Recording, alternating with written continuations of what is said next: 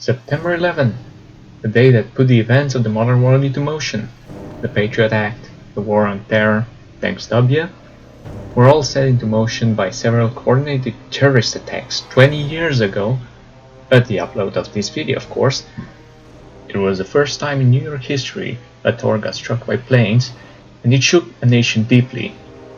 Except, it was not the first time, nor the second one. That's right. 2 more towers were struck by planes before, however without malintent. It is the year 1945. The war in Europe was won, however it still raged in the Pacific.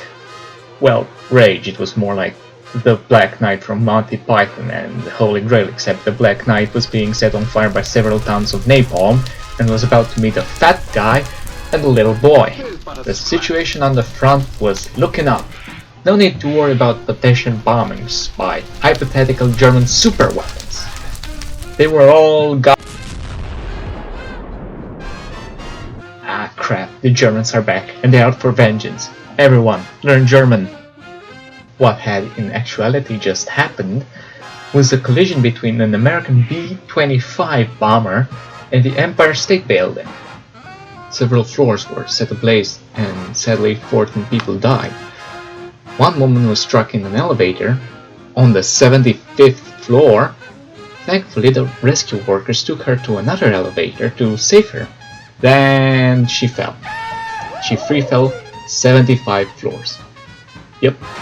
And guess what? She survived.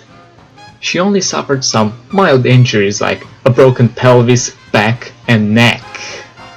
However, on the bright side, she still holds to this day the world record for the highest elevator free fall survival. Well, I mean, it's better than holding the record for the highest free fall death, but still not the best record to hold.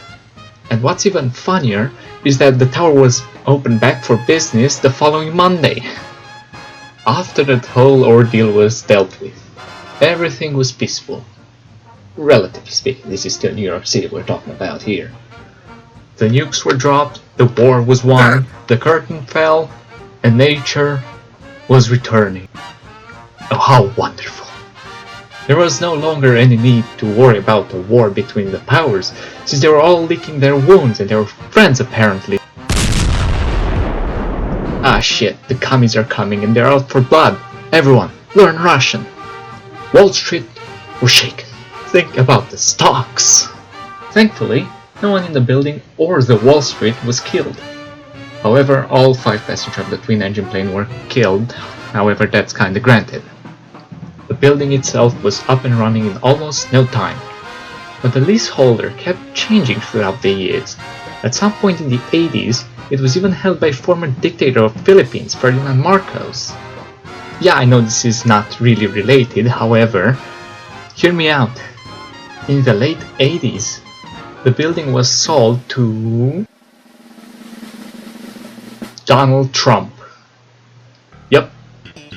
What ended up becoming the Trump building, not to be confused with the bigger Trump Tower, was once the second tower in New York history to get struck by planes.